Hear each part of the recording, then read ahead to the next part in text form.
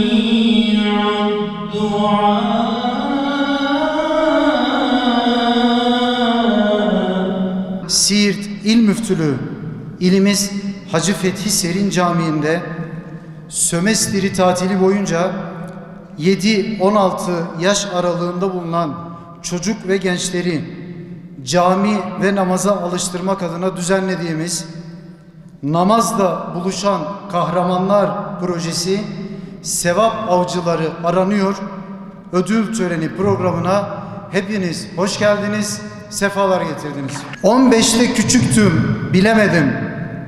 20'de gençtim, ilgilenmedim. 30'da şimdi erken, daha var dedim. 40'ta işimde, gücümdeyim. 50'de bir ara niyetlendim. 60'ta hastalığım geçsin dedim.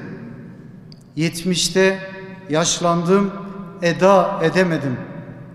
80'de sordular, neredeydin, neden dönmedin? Cevap bile veremedim. Kampanyanın başladığı günde beraber olduk ve o gün ne kadar mutlu olduğumu ifade edemem. Ancak bu mutluluğun daha fazlasını bugün yaşıyorum. Ve 54 evladımızın sömestrinde güzel bir şekilde burada hocalarının rehberliğiyle hadisler öğrenmesi, namaz kılması ve dualar etmesi bizim için, geleceğimiz için, Siirt'imiz için ne kadar kıymetli olduğunu büyükler olarak hepimiz çok iyi biliyoruz, farkındayız. Onun mutluluğunu yaşıyoruz. Elhamdülillah, salaten ve selamen ala Resulillah. Ara dönem tatilinde 2 hafta boyunca zamanını camide değerlendirerek, ayet ezberleyerek, hadis ezberleyerek, cemaatle namaz kılarak geçiren çocuklarımızın, sevgili gençlerimizin sevinçlerine ortak olmak için burada bulunmaktayız. Vakitlerini evde televizyon, tabletle, telefonla geçirmek yerine burada camide değerlendirdikleri için bu çocuklarımız gerçekten birer kahraman, sevap avcılarıdırlar.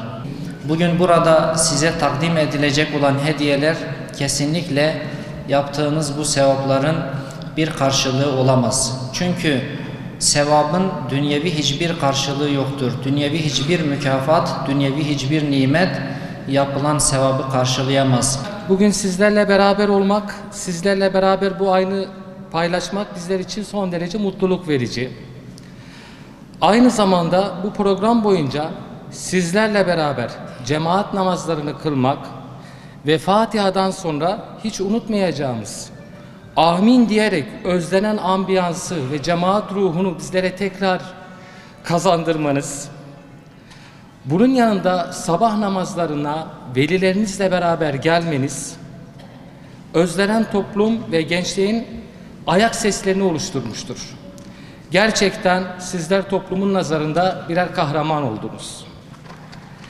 Mescidin sadece bir ibadet yeri değil, aynı zamanda eğitim, sosyalleşme alanı olarak kullanıldığı bilinmektedir.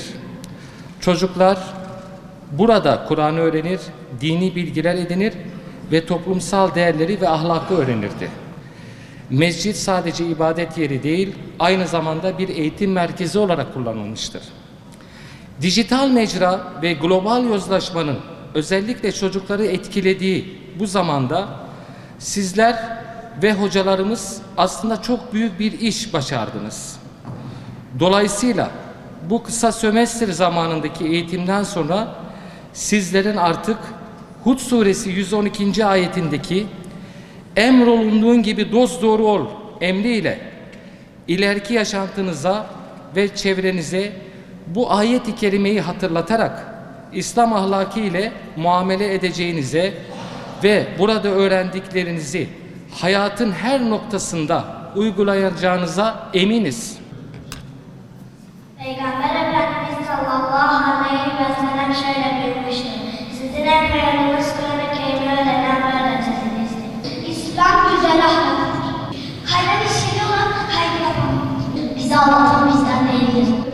Temizlik imanlık. Ameller niyetlere göre.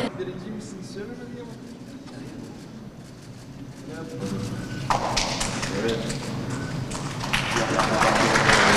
Bakalım tabletin.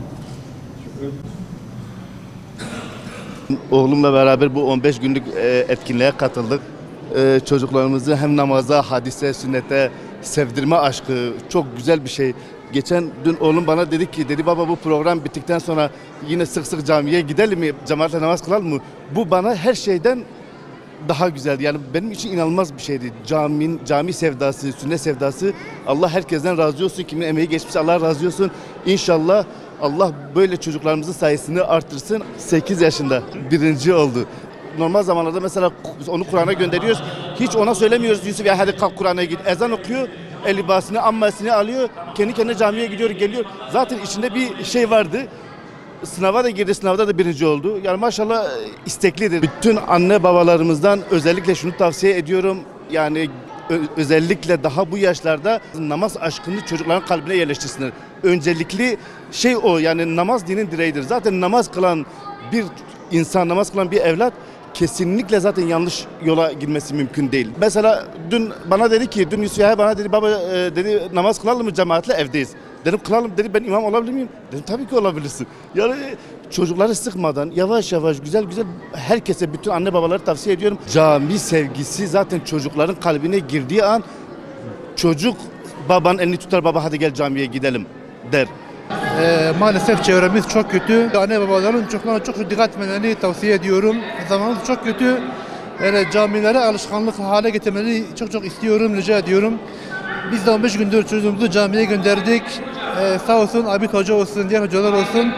Çok yardımcı oldular. Hadis ezberleme konusunda, namaz kıldırma hakkında çok güzel şeyler öğrettiler. Ona çok teşekkür ediyorum.